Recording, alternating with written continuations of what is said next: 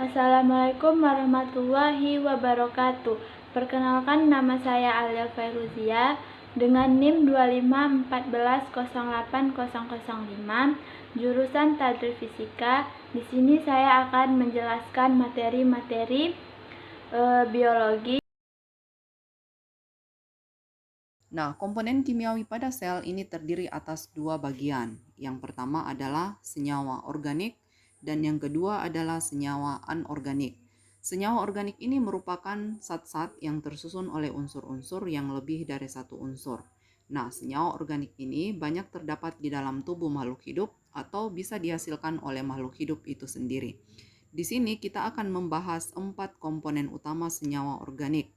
Yang pertama ada karbohidrat, yang kedua protein, yang ketiga ada lemak, dan yang keempat adalah asam nukleat. Senyawa anorganik ini merupakan senyawa yang tidak terdapat ikatan karbon dan hidrogen. Selain itu, senyawa anorganik ini banyak terdapat di luar tubuh makhluk hidup. Di sini kita akan bahas yang pertama air dan yang kedua adalah vitamin dan mineral. Nah, di sini kita akan bahas satu persatu mulai dari senyawa organik. Oke, kita mulai dengan karbohidrat. Nah, mungkin adik-adik semua tidak asing dengan istilah karbohidrat. Karbohidrat ini dia merupakan molekul yang tersusun atas 3, yaitu hidrogen, karbon, dan hidrogen. Bisa diperhatikan di sini ini merupakan struktur dari karbohidrat. Karbohidrat ini merupakan senyawa dalam jumlah besar di dalam tubuh. Di dalam tubuh, karbohidrat harus dipecah menjadi bentuk yang paling sederhana agar bisa diserap oleh tubuh. Ini apabila kita berbicara mengenai karbohidrat yang kita konsumsi dalam kehidupan sehari-hari, maka dia ini harus dipecah menjadi bentuk yang paling sederhana. Nah, di dalam tubuh apabila kita mengkonsumsi karbohidrat, maka karbohidrat ini akan diubah menjadi glukosa. Glukosa ini biasa kita sebut dengan gula darah.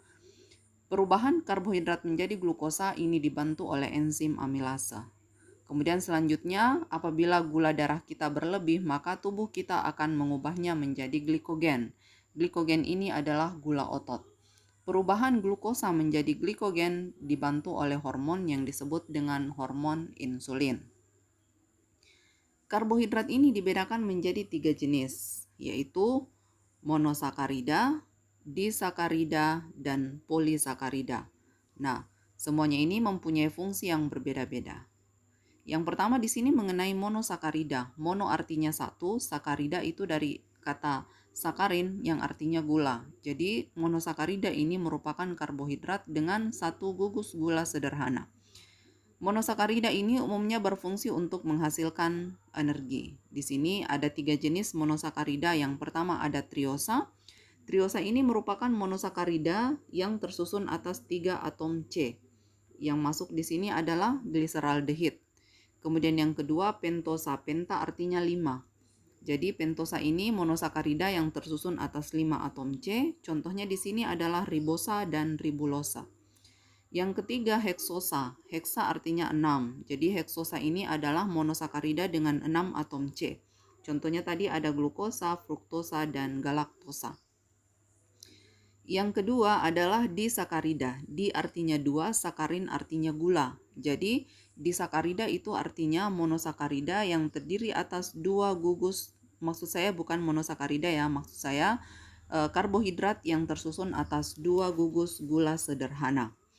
Nah, disakarida ini umumnya berfungsi untuk menghasilkan makanan atau energi. Di sini ada beberapa jenis disakarida. Ada 3. Yang pertama, sukrosa.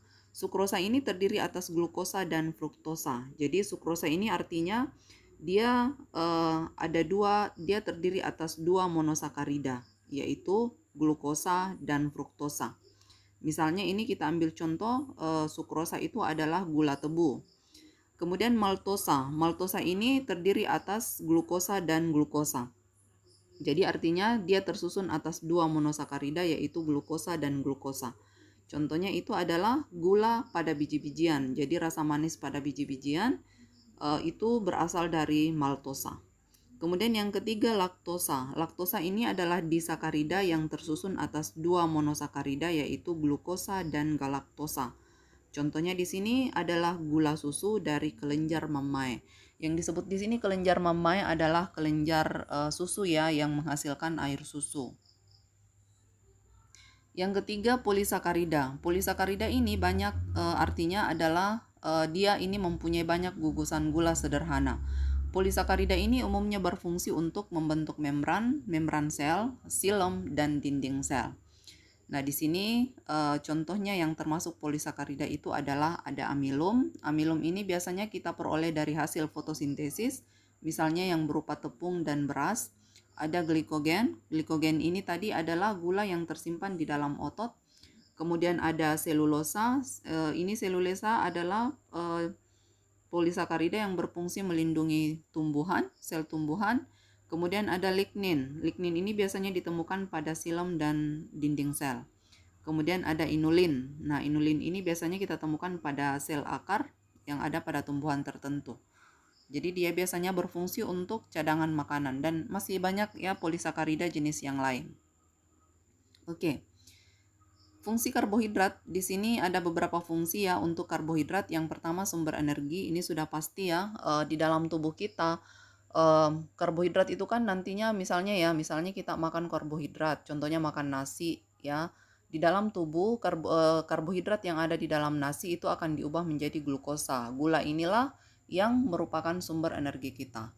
Yang kedua, bahan pembentuk protein dan lemak. Jadi glukosa setelah misalnya di dalam tubuh karbohidrat diubah menjadi glukosa, dari glukosa itu selanjutnya dia akan diubah menjadi glikogen. Ini tadi ada di bagian pertama dijelaskan ya, diubah menjadi glikogen. Kalau misalnya kadar glikogen kita menumpuk, selanjutnya tubuh akan mengubahnya menjadi lemak ya. Nah, jadi siklusnya itu mulai dari karbohidrat dipecah menjadi glukosa, diubah menjadi glikogen. Selanjutnya glikogen menumpuk, barulah dia diubah menjadi lemak ya. Jadi makanya disebut sebagai karbohidrat itu adalah bahan pembentuk protein dan lemak. Yang ketiga, menjaga keseimbangan asam dan basa. Yang keempat, membantu pembentukan struktur sel, jaringan organ dan organ tubuh. Jadi ini contohnya tadi misalnya pada tumbuhan itu ada selulosa, lignin itu bisa membantu proses pembentukan dinding sel. Kemudian membantu proses penyerapan kalsium. Oke, kita lanjut ke bagian yang kedua, ada protein. Ini merupakan struktur protein. Jadi dia ini tersusun atas unsur hidrogen, karbon, dan oksigen. Ada CH2 dan biasa juga terdapat nitrogen. Ya. Nah, pada beberapa protein itu biasa kita temukan juga unsur P dan S, yaitu fosfor dan sulfur. Nah, protein ini merupakan bagian penting di dalam membran sel. Jadi dia ini termasuk komponen pembentuk sel dan bagian-bagian sel. Nah, beberapa fungsi protein itu, yang pertama, dia ini berfungsi sebagai zat pembangun ya. Jadi dia zat pembangun karena dia bisa membentuk membran sel, membentuk organel-organel sel, dan mengganti bagian-bagian sel yang rusak. Kemudian pembentuk sel-sel baru. Nah, ini tadi ya. Jadi dia juga berfungsi sebagai pembentuk sel-sel baru dan mengganti sel-sel yang rusak. Nah, untuk membentuk senyawa yang lain, misalnya lemak, enzim, dan hormon. Kemudian yang keempat, menjaga keseimbangan asam dan basa. Yang kelima, mempertahankan kekentalan atau viskositas darah. Kemudian lemak. Nah, lemak ini bisa diperhatikan rumus kimianya, dia tersusun atas unsur hidrogen, karbon, dan oksigen. Jadi dia merupakan sumber energi penyedia kalori terbanyak dibandingkan dengan protein dan karbohidrat. Jadi kenapa dikatakan penyedia kalori? Karena dia itu kalori yang dihasilkan ya apabila kita mengkonsumsi lemak itu 2 kali kalori dibanding kalau kita mengkonsumsi karbohidrat. Jadi 2 kali kalorinya karbohidrat. Nah, fungsi lemak di sini yang pertama itu sebagai sumber energi ya. Jadi sama dengan karbohidrat. Lemak juga berfungsi sebagai sumber energi. Kemudian yang kedua, dia ini pelarut vitamin A, D, E, dan K. Jadi vitamin A, D, dan E, dan K itu dilarutkan dengan bantuan lemak. Kemudian pembangun bagian tubuh atau struktur tubuh, jadi misalnya dia bisa membentuk membran sel, kemudian pelindung alat-alat dalam dan pelindung tubuh dari suhu rendah. Jadi mempertahankan suhu tubuh ya. Jadi lemak ini jadi kentara ya, orang yang lemaknya banyak itu biasanya bisa mempertahankan suhu tubuhnya dibandingkan yang tidak punya lemak, dalam artian yang kurus ya. Kemudian penahan rasa lapar. Nah, penahan rasa lapar juga atau biasa disebut juga sebagai cadangan energi. Nah, kemudian yang keempat itu adalah asam nukleat. Nah, asam nukleat ini biasa juga kita sebut sebagai materi genetik ya. Jadi materi genetik.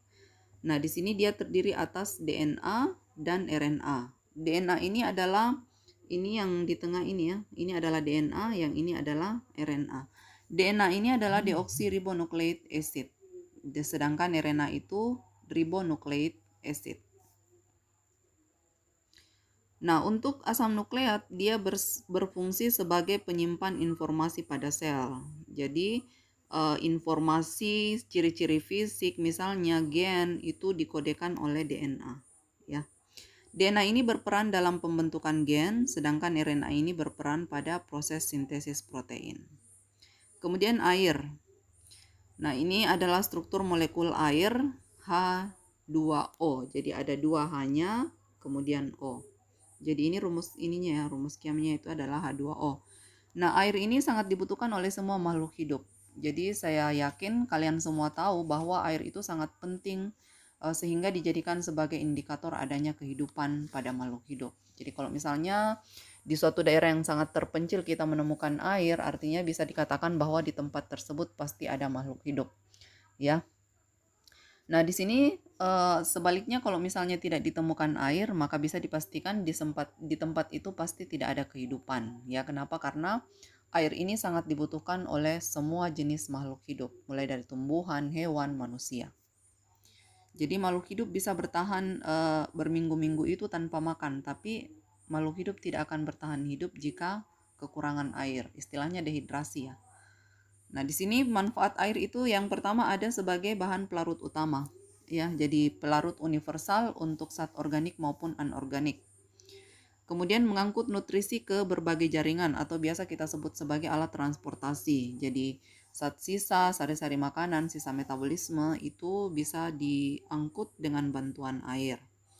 Mengangkut sisa metabolisme dari jaringan keluar tubuh. Kemudian sebagai media berbagai reaksi kimia di dalam tubuh. Jadi dia sebagai pelarut ya. Kemudian vitamin. Nah, vitamin ini mungkin adik-adik juga sering mendengar istilah vitamin ya dalam kehidupan sehari-hari, mungkin ada yang sering mengkonsumsi vitamin. Nah, di sini vitamin ini ada beberapa fungsinya. Yang pertama itu berperan dalam pertumbuhan dan pembentukan sel. Yang kedua, mempertahankan fungsi jaringan supaya normal. Kemudian yang ketiga, sebagai komponen koenzim yang penting untuk metabolisme tubuh. Kemudian yang terakhir ya, mineral. Mineral ini merupakan suatu senyawa yang terbentuk dari asam basa. Jadi ini banyak contohnya ya, misalnya NaCl atau natrium klorida itu terbentuk dari NaOH dan HCl. Jadi biasa juga disebut garam-garam mineral. Nah, jadi fungsi untuk mineral ini dia adalah zat pembangun karena dapat mempengaruhi pembentukan rangka dan semua jaringan tubuh. Zat pengatur karena dapat mempengaruhi kerja jantung, proses pembekuan darah, pemeliharaan tekanan darah, respon saraf, dan transportasi oksigen ke seluruh bagian tubuh. Selanjutnya kajian Islam Quran Surat Al-Anbiya ayat 30 dan Quran Surat Al-Mu'minun ayat 12-14.